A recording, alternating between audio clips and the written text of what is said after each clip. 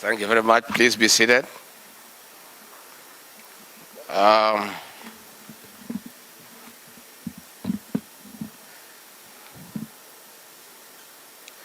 Your Excellencies, the governors and the deputy governors, the development partners, resource persons, and all of those who are here this afternoon, good afternoon.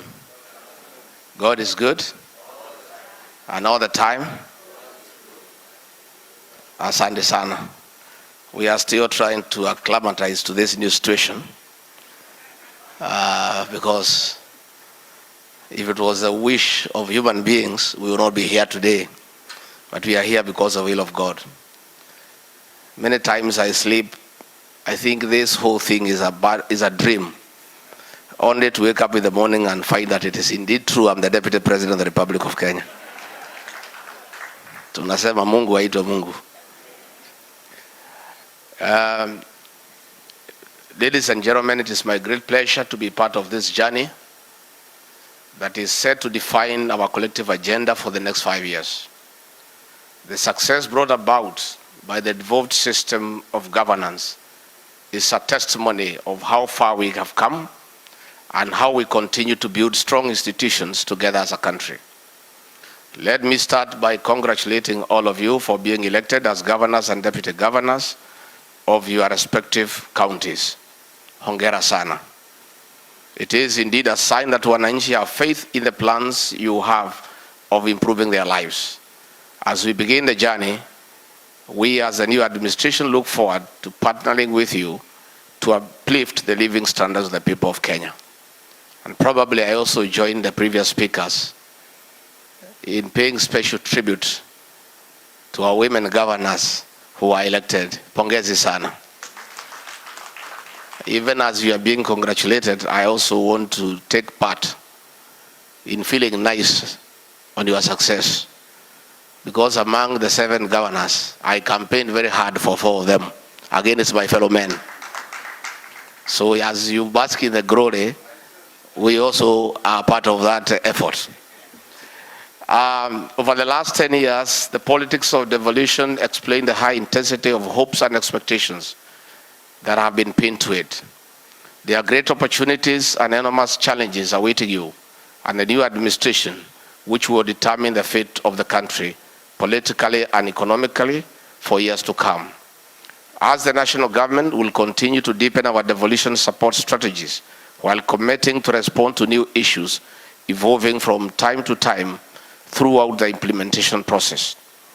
Distinguished guests, we have all just come out of a very competitive and intense process of an issue-based campaign, as you are all aware, the Kenya Kwanza administration committed to implement a raft of policies that are aimed at addressing the challenges that continue to bedevil the Kenyan people.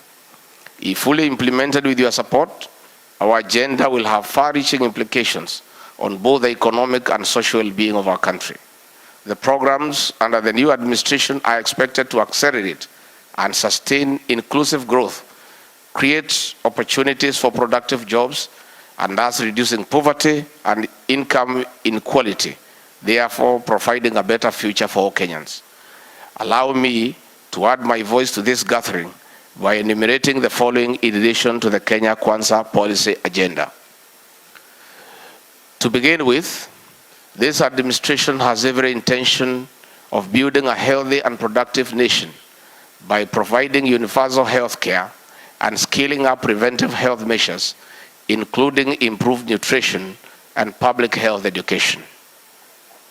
To this end, the government aims to provide national health insurance fund coverage for all Kenyans with no exclusions, in the mantra of leaving no one behind. In addition to that, the Kenya Kwanza administration will work with counties on modalities of employing and initiating payment for community health workers who shall form part of the primary health care system. To address the current human resource challenges that continues to affect service delivery, the national government, with your support, aims to embark on employment of 20,000 healthcare workers, that is doctors, nurses, clinical officers, laboratory technologists, physiotherapists, among other cadres, to bridge the gap of the World Health Organization recommendations of 23 healthcare providers to a population of 10,000. Secondly, our efforts to enhance productivity of our farmers has seen the government align all policies under the agricultural sector towards increasing food production, boosting smallholder productivity, and reducing the cost of food.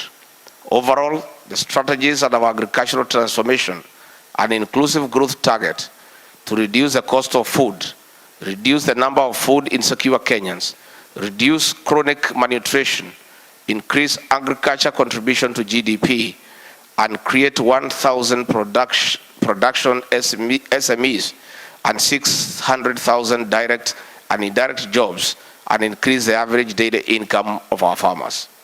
Restructuring and extensive reforms in institutions within the agricultural sector, including the National Cereals and Produce Board, Agricultural Finance Corporation, Agricultural Development Corporation, will be undertaken to ensure that our county governments, farmers, and the entire private sector receive the necessary support.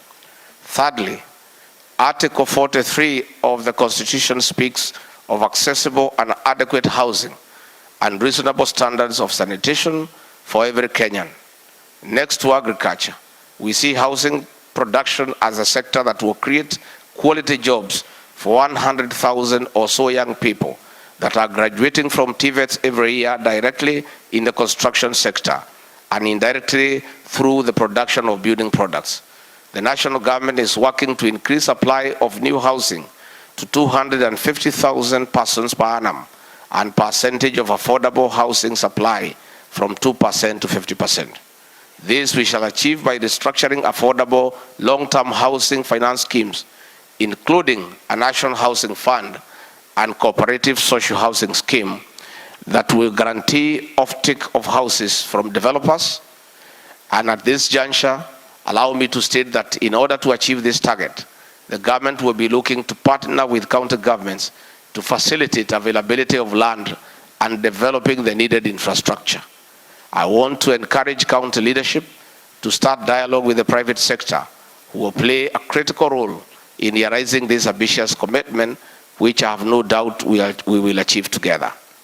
Fourthly, and last but not least, is our growing focus on manufacturing as the engine of economic growth. It is no secret that industrialization is a very key ingredient world over for job creation. As an administration, we therefore not only want to acknowledge the role of foreign direct investment in this sector, but also the need to nurture our infant industries by creating a conducive environment for both to thrive.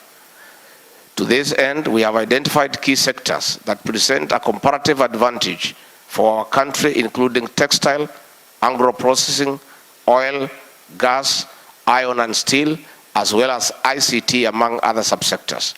To facilitate the growth of these sectors, the government will embark on infrastructural development, including identification of special economic zones, support of technology incubation, and upgrade of common manufacturing facilities, as well as provision of financial support and credit to micro, small, and medium enterprises throughout the Hustler Fund. In response to the market demand, government will heavily invest in technical and vocational education and training, TVETs, in each of the 290 constituencies. The objective is to enhance the quality of TVET graduates to meet the local industrial needs and become internationally competitive. Already, significant progress has been reported in student enrollment in TVETs and Kenya Industrial Technical Institutes, in addition to increased number of applications for patent utility models and industrial design. Distinguished guests, allow me to use this opportunity to call upon counties to equally take measures that will address some of the key physical challenges they continue to face. Of key importance is the issue of pending bills that continue to affect business and operations of the private sector. I further want to encourage all counties, and especially those with the new leadership, to conduct internal audits of their pending bills. I further want to emphasize the need to ensure that the verified bills must be budgeted for and plan of action presented to both the Controller of Budget and the Office of the Auditor General to facilitate further action. As I conclude, I wish to restate our commitment as a government to ensure that county governments receive their share of revenue in a timely manner. The equitable share transfer from national government, because it is unconditional, is critical in giving counties substantial autonomy in decision making. This, together with constitutional grants from national government and development partners, has over the years increased the share of resources sent to counties. I want to acknowledge that there continues to be some good reasons for maintaining conditional grants, including compensating counties for programs that service more than one county, compensating counties for unique cost burdens, ensuring that national priorities are met, and securing funding for critical programs in the local level by rewarding performance. Fellow leaders, it will however be misguided to seek to meet all our county needs through the equitable share. This brings me to the issue of counties' own sources of revenue. To maximize the own revenue potential of Kenya's counties, existing sources should be reformed and new ones found. The different revenue streams should be strengthened by updating revenue base, information, updating rates, and minimizing applicable exclusions. If such county revenues are carefully selected, they may increase total countrywide revenue collection by reaching a greater share of our GDP.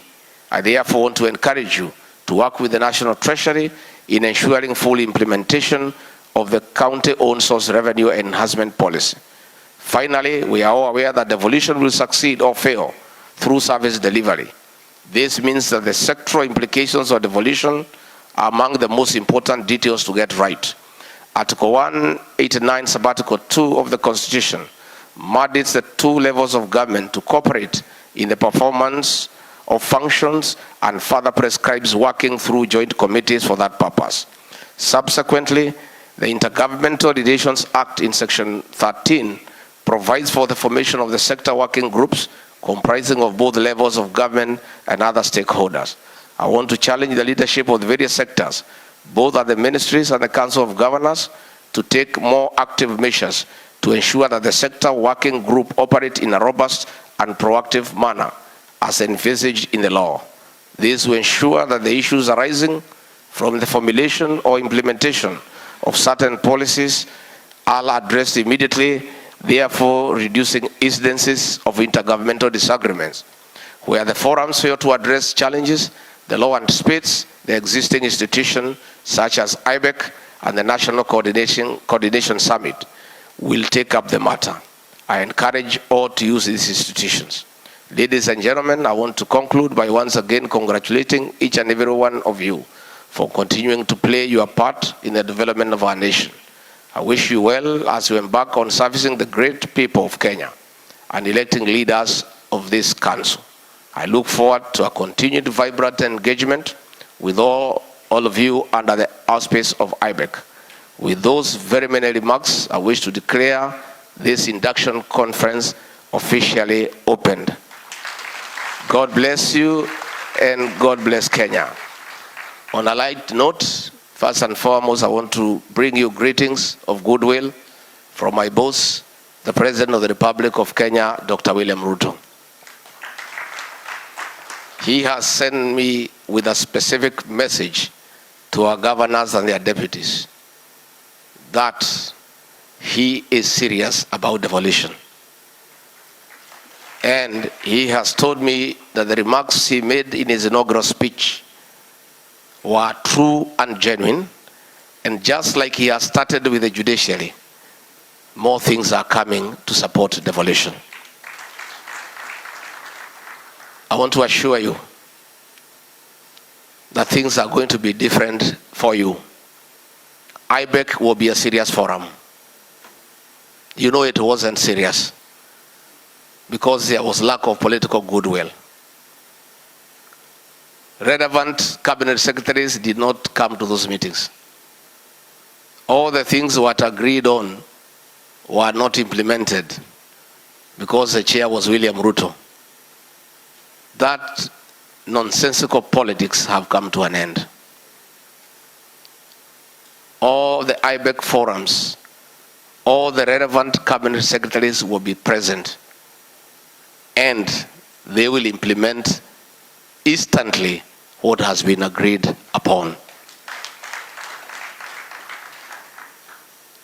As an elected leader, I want to assure you,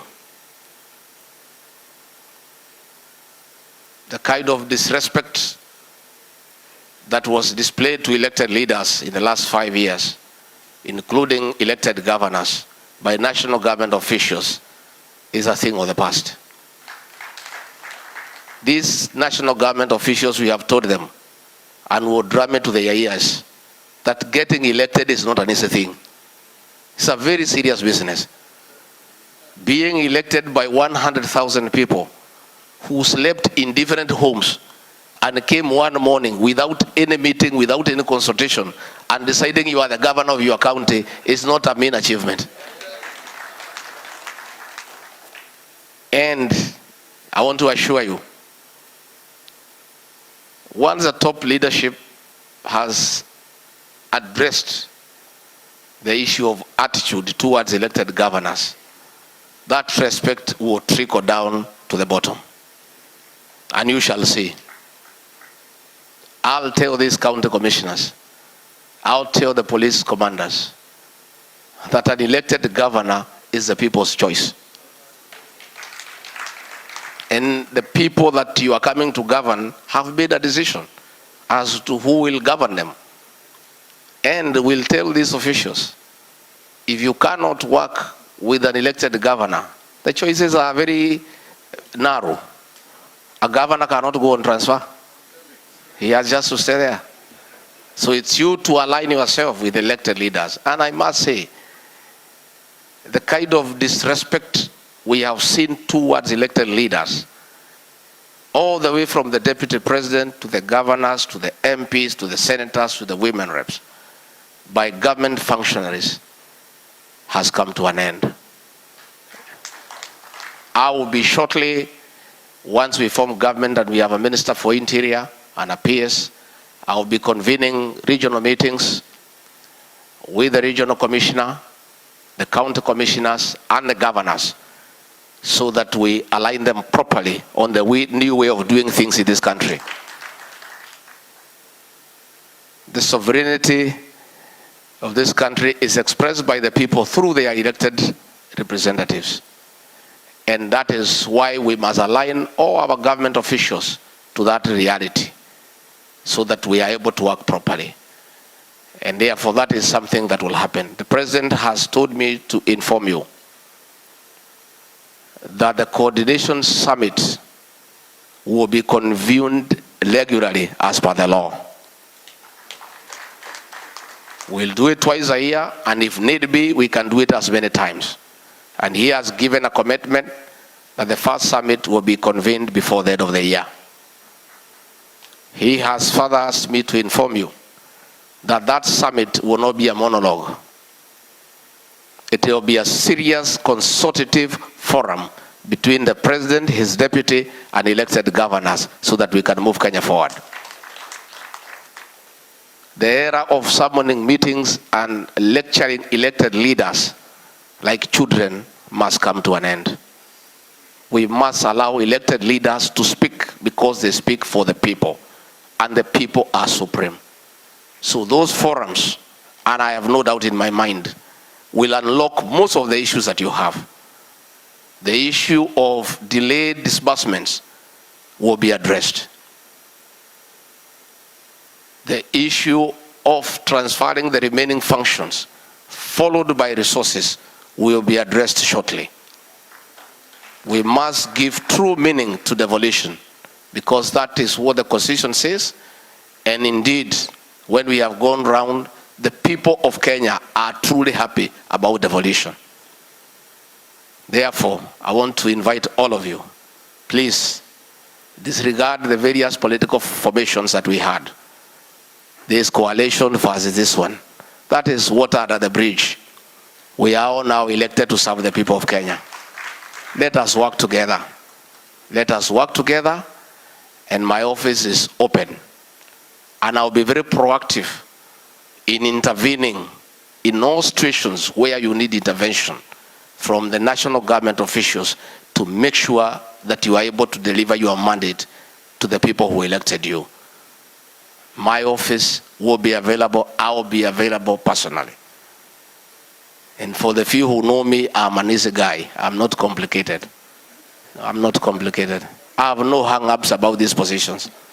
This is all nonsense. This is nothing. What is important is to serve the people and to be available to your fellow elected leaders, irrespective of your position. So please, my office is open. Let's engage. Let's move on. And in our new government, we have no boundary of who supported Kenya Kwanza, who supported Azimio. That is water under the bridge. Ourselves, we are magnanimous in victory, and we want to move this country forward. And this is our country, irrespective of who won and who didn't. That is now a matter that belongs to the past. Let us all work together for the betterment of our country. And we have just started the journey of economic transformation to change the lives of the people of Kenya, to improve the quality of life for the people of Kenya, to create an enabling environment for Kenyans to do business.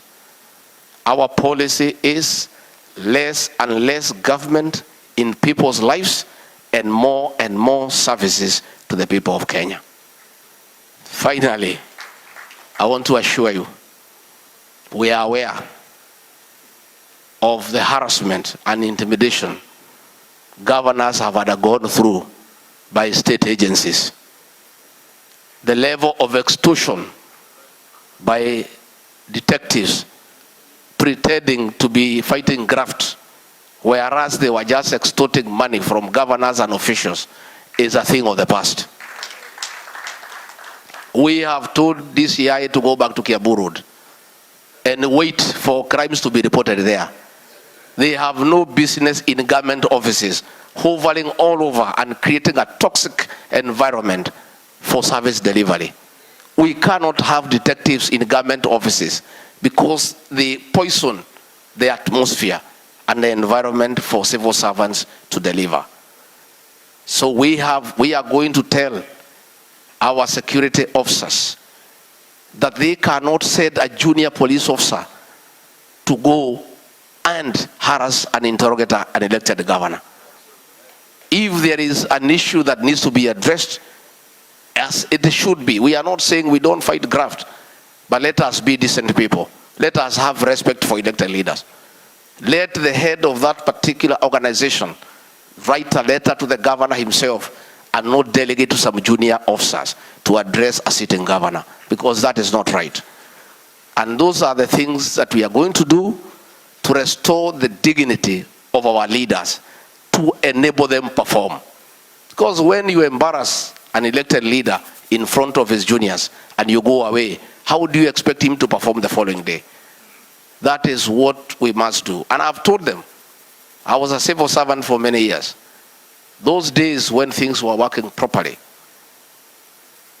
a gazetted officer could only be interrogated by a gazetted officer. There is no way you can send a corporal or a constable to interrogate a sitting governor. If you want, you must look at the level, the various levels in the security sectors. We engage at that level so that there is dignity and decorum. And that is what is most important. So, ladies and gentlemen, I want to assure you that as chair of IBEC, you will enjoy working with me. Yeah, you'll enjoy. And by the way, nobody will harass you anymore. You guys are so lucky that the deputy president is a guy who has been harassed. Therefore, what we have agreed with Dr. William Ruto, that probably the harassment and intimidation we went through, it was all God's doing, so that never shall we allow other Kenyans to be treated that way. So we'll work hard, we'll work together, we'll support you. Devolution must succeed. But please work as a team. Put the differences of Azimio and Kenya Kwanza aside. That is water under the bridge. Elect your leaders, without looking at who belongs to what formation, and be together. It's a saying in my community that buffaloes don't move together in a herd because of liking each other. They move together because of the danger of walking alone. So you work together. You have a better bargaining power.